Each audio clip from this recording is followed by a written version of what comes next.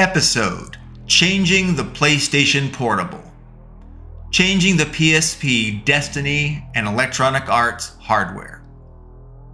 When I first joined Electronic Arts in Canada, and we formed our independent division named Fusion, we intended to be the top publisher on day one for the PlayStation Portable, PSP. But we had one major problem. The PSP did not exist yet. In fact, there were no prototypes. There was no early hardware. The PSP was entirely a hardware design. On paper, it had not been built yet. And yet Sony was so confident in the design and its presumed performance that it declared it was ready for development. However, I worked closely with our most senior technical directors, and we all collectively deduced the PSP intended capabilities were impossible due to its low CPU memory and very slow memory bus, aka it was too slow to move data around between its internal chip processors, between the central processing unit and the graphics processing unit, and interim buffers like that for its Universal Mini Disk or UMD. That was a mouthful, but my point is, what Sony promised could not happen on paper, therefore it would certainly not happen in hardware. In order to prove our supposition to Sony, we both modeled data movement rates in probable game use scenarios, and we made an Xbox version of a game using cross-platform libraries and code, and we created arbitrary delays in areas that the PSP would hit in bottlenecks. The outcome in our simulation was proven. The outcome I showed when I visited Sony of America in Redwood Shores, California. I presented our research and our conclusions. I presented our recommended improvements to the PSP hardware design. I recommended how they should increase both the CPU memory and the UMD buffer memory. I recommended adding direct memory access, a DMA, between the CPU, the GPU, and the UMD buffer RAM. I recommended increasing the core clock rate of the CPU. Although it did delay the PSP development for its hardware, Sony of Japan agreed with all of our recommendations, and they made the changes to the hardware. Sony of America expressed utter dismay that Sony of Japan adopted our recommendations. They had rejected Sony of America's requests. Well, I guess we were more convincing. Plus, we had a portfolio of products that we would publish on the PSP if they would do what we wanted. That was sort of an ace in the hole should we need it. We did not. I am proud of how significantly I shaped the PlayStation Portable PSP hardware design, how our technical directors so significantly influenced our insight for Sony, and thus so substantially improved future PSP games for their features and their quality. As the saying goes, with great success comes more opportunities to have more success or to fail. Alright, that's not quite the saying, but it is true. With great success comes more opportunities to have more success or to fail. It takes risk to achieve reward, and the reward is often proportionate to the risk taken. I have talked about EA Sports' active custom motion sensing and heart rate detecting wearable hardware in the past, and some of the challenges that we faced in Hong Kong. And due to confidentiality agreements, I believe that I may still be bound not to disclose much more than I had previously in the details. However, there are interesting tales here that I believe I can discuss, for they are not intellectual property.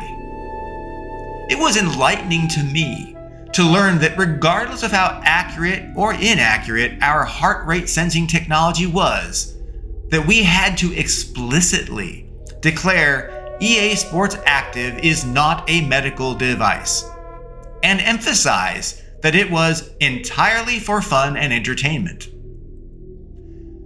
We explicitly had to declare the importance of consulting your medical doctor before using EA Sports Active or any of its peripherals before exercising. We had to disclaim all responsibility for any harms from exercising or using EA Sports Active.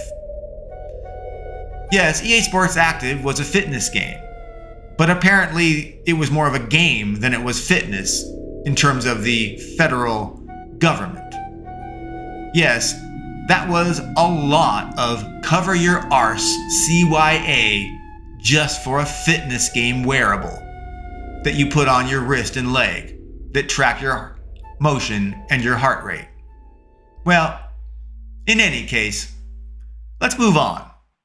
You might wonder why EA went to such extremes to assert that EA Sports Active was not a medical device and was not a medical fitness experience. And further, why they had to emphasize that heart rate was for fun and may not be accurate.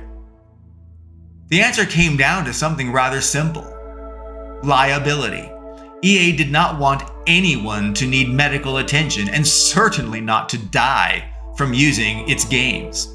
Therefore, EA declared it had zero responsibility up front, because EA Sports Active was just a game. And as a game, it was not a medical device or a real fitness experience.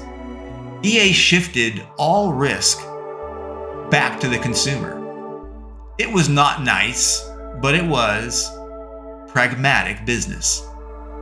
While we were developing the motion and heart rate detection technology with an external group, innovating cutting-edge wearable heart rate detection tech itself, we discovered that each of the different gaming consoles, Nintendo Wii, Xbox 360, and Sony PlayStation, all had exclusive, proprietary ways to communicate between the game console and their gamepads or controllers. They did not use Bluetooth or any standard communication.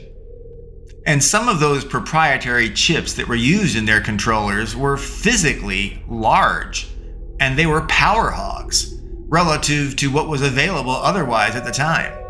Video game consoles of the era generally used, well, less expensive tech, which meant it was a little older and thus often bigger and less efficient.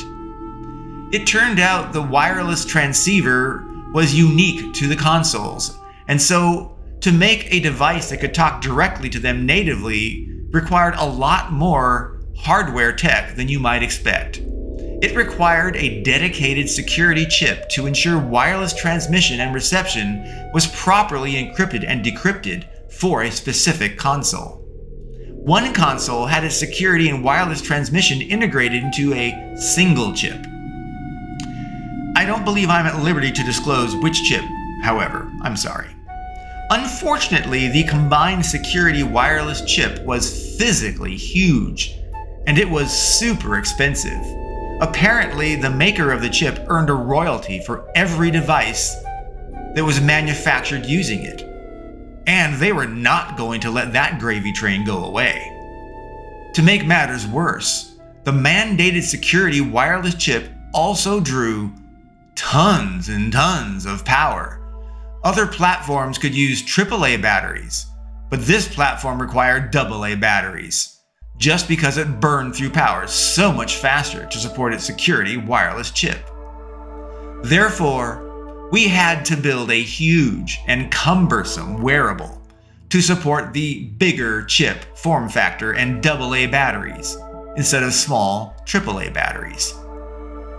I discussed this a little bit in an earlier episode.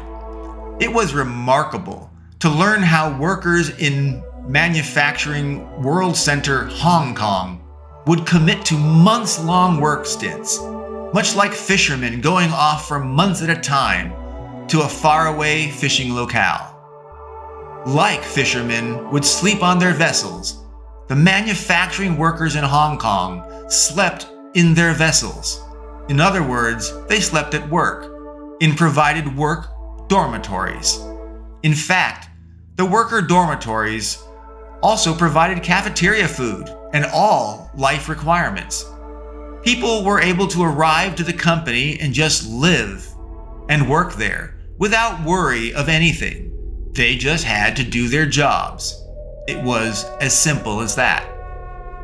It may be worth noting that although Hong Kong was not formally Chinese China at the time, the workers treated their employers as if they were communist leaders. Workers were extremely subordinate to their bosses and visitors. Both bosses and visitors could control their livelihoods easily, and so they literally bowed, even went to their knees in the presence of the great business and work giver visitors that EA and its people represented. It is worth repeating the tale of Chinese and Hong Kong cuisine. I am confident that it is all edible and completely healthy. But it is hard to embrace eating bugs, much less bugs while they are still alive and moving. Yeah, that happened. From a Western USA perspective, the food provided to workers, even to business and work givers, was disgusting and gross. And yet, this was the real world, the real life of Chinese and Hong Kong manufacturing. It was not pretty, it was not kind, it was dark. And yet, the people valued their jobs. They needed them. I hope my recounted tales of making the PlayStation Portable, PSP, a viable, good platform, and of EA Sports act as not medical fitness hardware peripheral creation. I hope they have all offered entertainment and hopefully some insight too.